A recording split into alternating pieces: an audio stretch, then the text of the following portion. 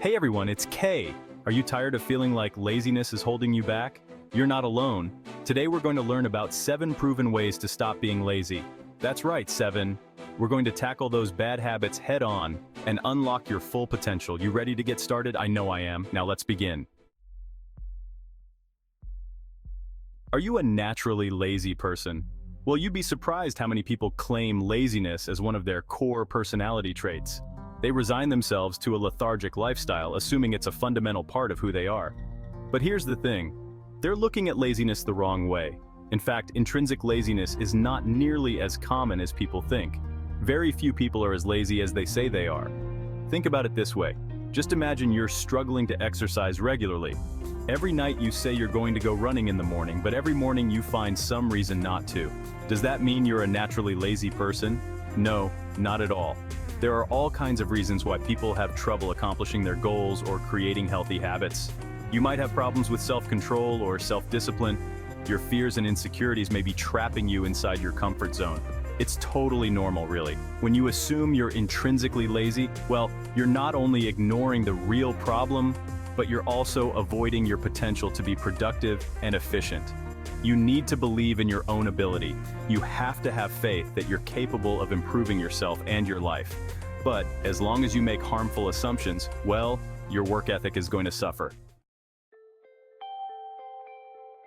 Since you're probably not intrinsically lazy, well, it's time to understand where your laziness comes from. Laziness is often a byproduct of a deeper issue, but it can be tricky to figure out what's really going on. Luckily, psychologists have narrowed down laziness into 8 categories. Each category describes a unique underlying problem.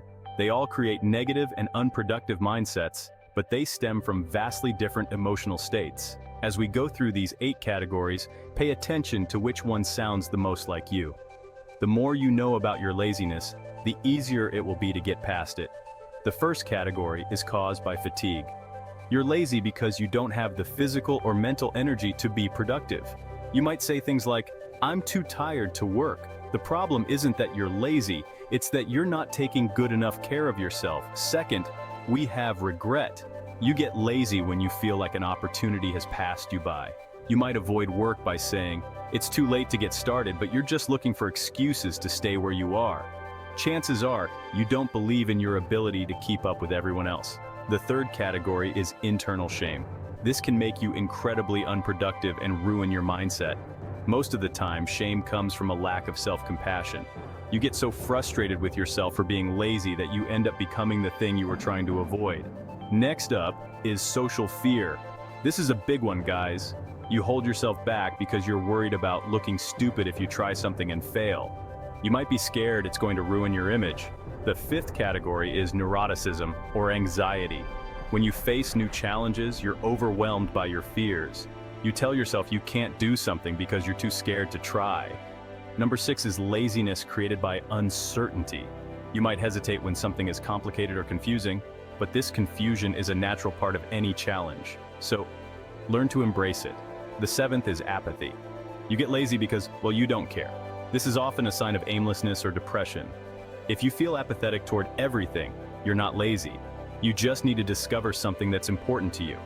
Finally, there's self-definition, which is the issue we talked about in step 1. If you identify as lazy, well, then you become lazy. But you can solidify your ambitions by gradually changing the way you define yourself. Now let's get real for a second. What will happen if you leave things the way they are? This is a crucial, albeit uncomfortable question to ask yourself. For people who struggle with laziness, the future may seem a bit unnerving. If you stay the way you are for the next 5 to 10 years, well, you might never achieve your lifelong goals. You might never turn into the person that you dreamt of becoming. And that's a scary thought, right? These hypotheticals will train you to look into the future, to consider how your current priorities will evolve over time. Realizing that you're not on the right path can motivate you to correct bad habits and make lasting changes to your lifestyle. So take a good hard look at your life and decide if it's really what you want, because you have the power to change it. Chapter 4. Identifying the value of your work.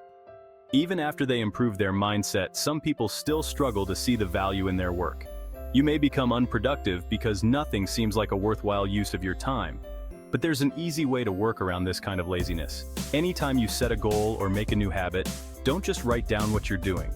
Write down why it's an important addition to your life. When you identify the value of your goals, your work will seem worth doing. So make this simple change to revolutionize your productivity. Chapter 5.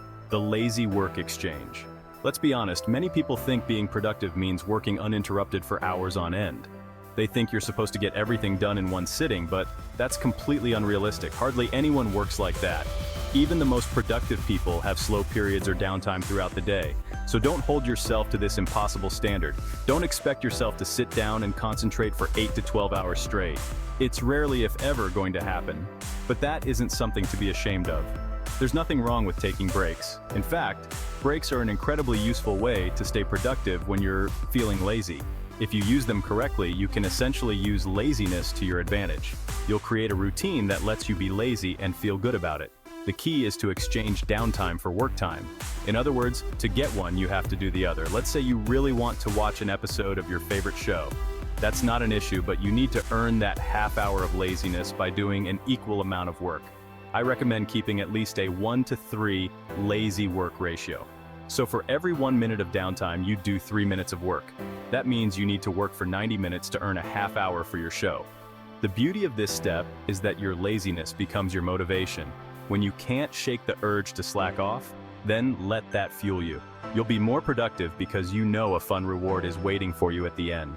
You may even find yourself working harder when you know there's a break coming up soon. A lot of people end up overshooting the time they needed to spend working. They get so wrapped up in a project that they end up pushing themselves further. Why? Well, because setting limitations alleviates pressure. It makes your work seem manageable instead of stressful and depressive. Oh, but that's not all. Exchanging work time for downtime also makes your downtime more enjoyable. Just think about how you feel when you're avoiding work. Are you guilty, restless, and angry with yourself? You know you're procrastinating, but you just can't seem to stop. Those negative emotions tend to ruin whatever fun thing you're doing. So if you earn your downtime, then you can actually enjoy being lazy. You can watch your show, browse social media, or do whatever you want without that frustrating guilt looming over your head. So don't worry about working for hours and hours. Divide up your day with short breaks to get the most out of your work time and your downtime. Chapter 6. Measure your transformation. As you slowly begin changing your habits and priorities, don't forget to keep track of your progress. Even the smallest improvements can help you down the road. Looking back on your transformation can be a huge motivator when you're feeling hopeless and lethargic. Those records are there to give you an extra boost of encouragement. They'll push you through the rough patches. They'll help you overcome obstacles and persevere through failure. Many people get discouraged and lazy because they don't feel like their hard work is getting them anywhere. You're investing all this time and energy into improving yourself. Maybe you're hoping to notice changes in your body shape or feel like you're getting closer to achieving your goals, but you're not seeing any results. It's important to remember that real change happens over time. You can't actually see it unless you compare where you started and where you are right now. That's why you track your progress. Keeping records will show you how much you've accomplished. It's physical evidence that hard work really does pay off. Chapter 7. The Power of Kindness. If you slip up during any of these steps, well, don't beat yourself up about it. To continue being productive, you need to maintain a positive attitude about your work and yourself. It's critical that you learn to forgive yourself when you fail. Just because you messed up once or twice doesn't mean you should throw your goals out the window. You'll fail plenty of times in your life. Hey, everyone does. But don't let those failures destroy your motivation and self-esteem. Be kind to yourself. That way, you can continue growing into the person that you want to be. Hey, thank you for watching. If you enjoyed this video, please like, share, and subscribe to our channel. And don't forget to turn on the bell for new updates because more incredible content is on the way. Remember, you have the power to overcome laziness and achieve amazing things. I believe in you. Believe in